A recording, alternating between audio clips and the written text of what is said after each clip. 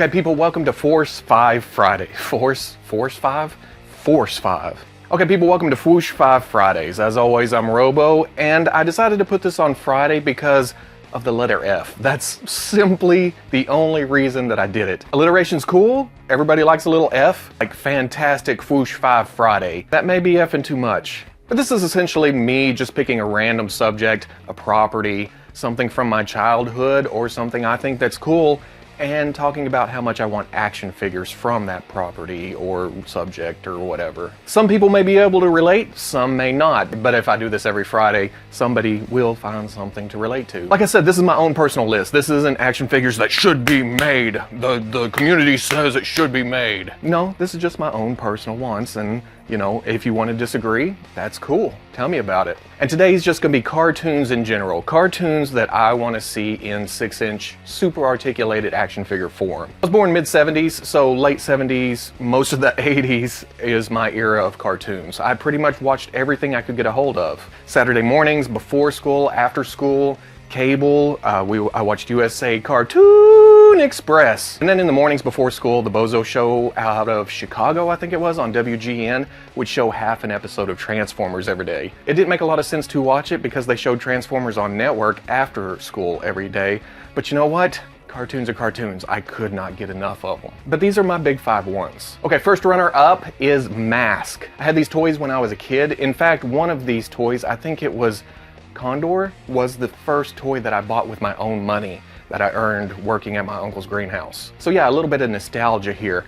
The reason I put it as runner-up, even though I really want M.A.S.K. toys in 6-inch form, is that each character is tied to their vehicle. It's not like you can just come out with the characters and then maybe the vehicles later, or it's too big to make the vehicles, which is a plausible excuse to not make these toys. The vehicles are an integral part of the character. It's part of their personality. This toy line in the scale that I want is probably not very doable. Plus the later seasons kind of went downhill when they went into racing teams and stuff. I was more for the whole Strike Force fighting evil kind of G.I. Joe type. Which brings me to number 5, G.I. Joe. I watched the hell out of the cartoon. I never got much into the comic books. I've read a couple of the modern ones, but the 80s cartoon was it for me. But as a kid, I didn't get a lot of the vehicles. I got quite a few of the figures, but not a lot of the vehicles. So everybody's perspective on this line coming to 6-inch scale may be different. To some people, the vehicles are integral. For me, it's just the characters. Yeah, the vehicles are nice,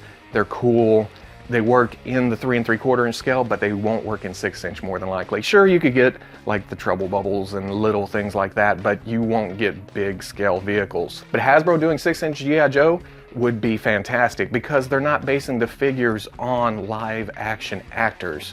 It's based on a cartoon or comic book look. It doesn't need the paint apps that Star Wars Black Series really needs. Think about G.I. Joe, unlike the Black Series, there could be a lot of reuse, more kind of Marvel Legends style. I'm not talking about reuse the same body over and over and over. I'm talking about reuse legs on this torso with these arms from this figure and then a new head. That could get a lot of figures knocked out in the G.I. Joe line. And here the cast is huge, so this line could go on for years. Also with this pick, I feel like this is the one that has the biggest probability of being made, if they aren't already thinking about it. We've heard rumors that they are working on it, but I'm still putting it on the list because there's nothing confirmed. For the rest of the list, none of these properties have the widespread cast of characters that G.I. Joe has. It's going to be very contained groups. And for number 4, I'm going with Speed Buggy. I know what you're thinking, I know what you're saying, but there is a lot of nostalgia here. As a kid, just hearing Speed Buggy's voice from the other room was enough to make me drop what I was doing and come a-running. And I know it's essentially a rip-off Scooby-Doo. They changed Scooby-Doo into a car, and Shaggy, they just threw some goggles on him. Fred and Daphne are essentially color swaps with Mark and Debbie. And it never reached the popularity of Scooby-Doo, but still, nostalgia is a bitch, I swear. And I'm not expecting super articulation here just because of the aesthetics of the cartoon. It's kind of gooey. It would be kind of hard to put articulation in there. But we are seeing some Scooby-Doo figures right now that look pretty good. Sure, they could be better, but not bad. I wouldn't mind having a box set of Speed Buggy and Tinker just come together, get it out of the way, let me put it on the shelf.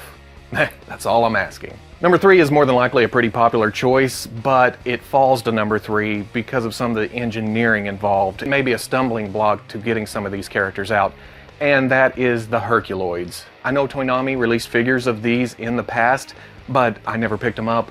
They were kind of hard to get, and they weren't 6-inch super articulated. I wanted to match the cartoon, but I wouldn't mind a little realistic twist on them. You know, kind of like the Star Wars Black Series Rebels figures. They're from a cartoon, but they're brought into real life for the most part. Now, I see no problem with Xandor, Terra, and Dorno, and even Zoc and Igu would be pretty easy. You just get the sculpt down, it's easy to add articulation because the articulation is in the look. But get to Gloop, Gleep, and Tundro, that may be kind of a problem. Tundro, maybe okay, just put some articulated legs on the bottom.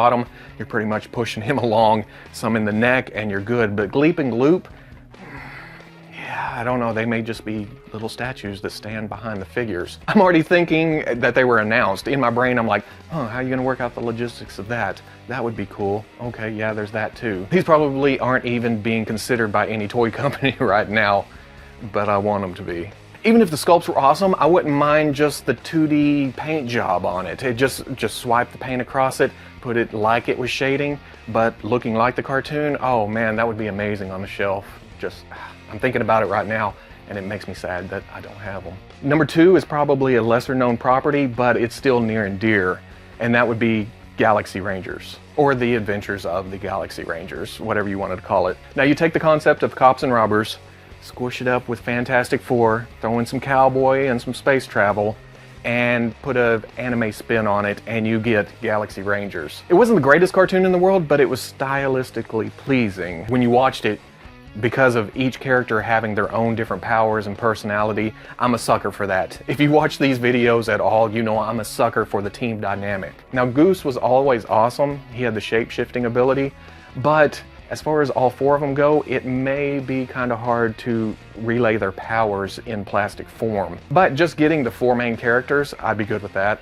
Maybe the mechanical horses, but that's kind of stretching out there. If need be, I'd just go for the 4 main characters. Plus, the theme song sticks in your head. It wouldn't be out of place on the original Transformers soundtrack. Just pure 80s goodness, that's what it is. Really? A plane. Yesterday's guns, today's planes.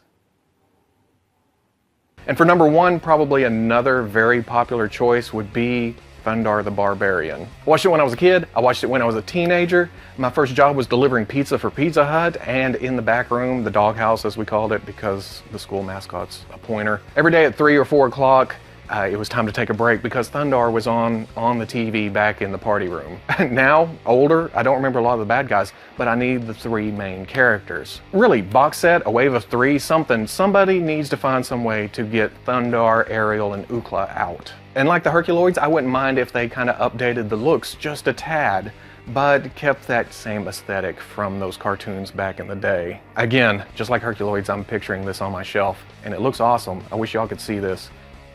It's freaking fantastic.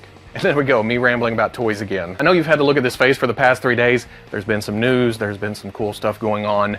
I'm gonna get some reviews up this weekend, and then the early next week, try to get some figures up. And then after that, who knows? Who knows where Robo will take you? Never know. What movie, what franchise, action figures. Hell, next week we may talk about wrestling because the Royal Rumble is next weekend. Not this weekend, and after. So if you like this Fwoosh 5 Friday, comment, like, subscribe, and I'll catch you on the Fwoosh.